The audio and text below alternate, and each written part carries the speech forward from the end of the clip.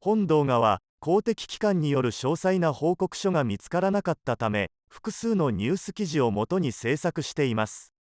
そのため、細かい部分で事実と異なる可能性があります。また、動画内の映像や画像はイメージです。2001年9月11日、韓国インチョンからアメリカニューヨークへ向かっていた大韓航空85便。途中の経由地であるアンカレッジへ向けて太平洋上空を飛行していました。この時、85便から大韓航空の地上部門へ送信されたテキストメッセージの中に HJK という文字列が含まれていました。このメッセージサービスを提供していた通信会社が HJK の文字列を発見。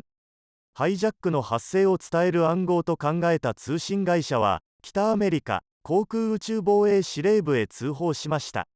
そして事態の収拾に向けてアメリカとカナダの両政府が動き出し、防衛司令部は管制官に対し85便が人口密集地へ向かう場合は撃墜する方針も伝えました。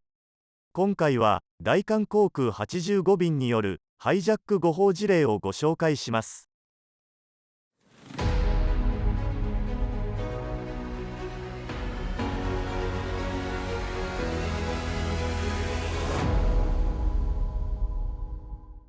2001年9月11日、大韓航空85便は韓国インチョンを出発。アメリカのアンカレッジで給油した後、ニューヨークへ向かう定期旅客便でした。使用機材はボーイング747-400型機。乗員乗客215名が搭乗していました。なお、本動画では動画制作の都合上、ボーイング747-8を使用しています。この日、アメリカ東部標準時の午前8時46分、世界を震撼させたアメリカ同時多発テロが発生しました。テロが発生した直後、アメリカ連邦航空局はすべての空港の閉鎖を決定。9時45分にはアメリカ国内にいたすべての民間機の離陸を禁止し、飛行している機体は直ちに最寄りの空港へ着陸する。アメリカへ向かっていた機体は出発地へ戻るか、燃料が足りない場合はカナダへ着陸するという命令を出しました。この時、85便は経由地であるアンカレッジへ向けて太平洋上を飛行していました。テロから2時間後の午前11時8分、85便は大韓航空の地上部門とテキストメッセージのやり取りをしている中で HJK という文字列が含まれたメッセージを送信しました。具体的な内容は明らかにされていませんが、この時直前に起きた同時多発テロによりアメリカ上空の飛行ができなくなったことを受け、大体の行き先をどうするか地上部門と相談していたようです。この85便と地上部門との間でメッセージをやり取りするサービスはエアロノーティカル・ラジオ・インコーポレーテッドエアリンク社によって提供されていました。テロに関係する便がないか航空機の通信内容の確認をしていたエアリンク社は85便から HJK という文字列が発信されていることを発見。ハイジャックと読めたことから85便からハイジャックの発生を知らせる暗号が発信されたと判断。 HJK が送信されてから約1時間後の午後0時、北アメリカ航空宇宙防衛司令部通称ノーラッドへ通報しました。ノーラッドはアメリカとカナダが共同で運用している北アメリカにおける宇宙航空エリアを防衛する組織です。このため事態の収拾に向けてアメリカとカナダの両政府が対応に動き出しました。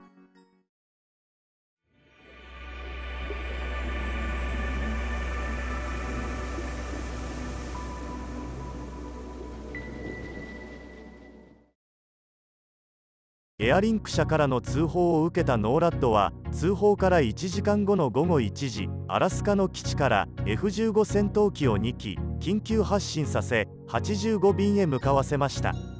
それと同時にノーラッドは85便の管制を担当していた管制官に対してハイジャックが事実か確認するよう指示しました。この時管制官はハイジャックが発生していた場合に犯人を刺激しないよう通常の指示を装ってハイジャックの有無を確認することにしました。その確認方法とは、スコークを7500にセットするよう85便に指示することでした。スコークとは4つの数字で構成されているコードで、航空機のトランスポンダーと呼ばれる装置から発信される情報の一つです。パイロットがトランスポンダーに0から7の数字を使った4桁の番号を入力すると、管制官はレーダー画面上でその航空機がどういう状態で飛んでいるかが分かります。このコードの中には緊急事態を示すものもあり、7700はエンジン故障など飛行に支障が出るような危険な状態、7600は無線機が故障し音声のやり取りに支障がある状態、そして7500はハイジャックされたことを示します。管制官は85便へスコークを7500に設定するよう指示した場合、ハイジャックされていればパイロットは素直に7500をセットし、ハイジャックされていなければ不審に思い質問をしてくると考えました。7000番台のスコークの取り扱いはパイロットによっては非常に慎重になります。次の ATC 音声はアメリカン航空のパイロットが7755号を割り当てられ、番号に問題がないか確認している様子です。2027, we got time for a question? Yeah, we've got a transponder squawk of 7750. Is that okay? Yes, sir. Yeah, that's the same thing. Squawk 7750. Okay, I thought I remembered way back in my student pilot days, any kind of 77 prefix would indicate as a hijack code. I better double check just in case. Stand by, sir. Okay, I'm sure you're right. Apparently, a lot of things I learned when as a student pilot were wrong. American 2027, I'm told your code should be good. The only thing that would be wrong if it was a 7700 code, but a 7750 should be just fine. Okay, thank you very much. Then I just got to figure out why night air doesn't seem to have as much lift as day air. このパイロットは7700番台のすべてが緊急事態を示すと認識していたようですが、取り扱いに慎重になっていることがお分かりかと思います。午後1時24分、管制官は85便に対して7500をセットするように指示しました。これに対し85便は指示に従い7500をセットしました。そのため管制官は85便がハイジャックされていると判断し、ノーラットへ通報。これを受けてアラスカ州内の緊張が一気に高まりました。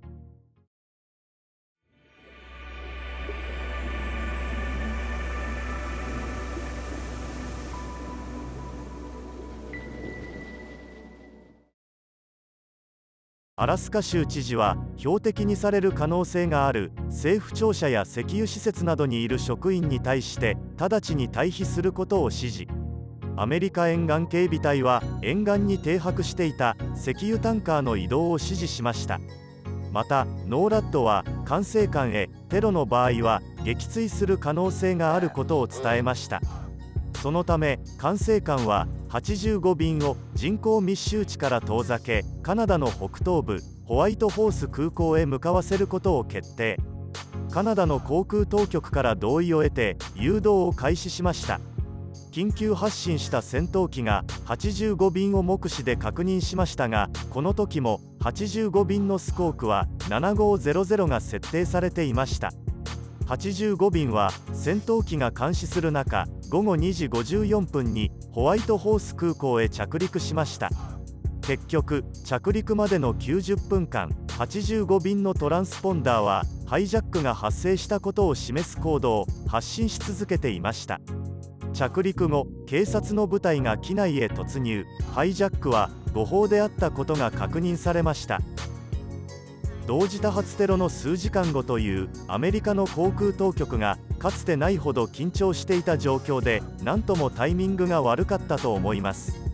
ただコックピットには少なくとも機長と副操縦士の2人のパイロットがいたはずですが、どちらもスコークを7500にセットすることについて疑問を抱かなかったのも不思議です。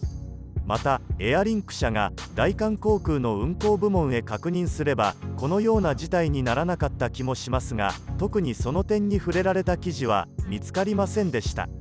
以上、大韓航空85便のハイジャック誤報事例でした。よろしければコメントや評価をいただけると嬉しいです。最後までご視聴ありがとうございました。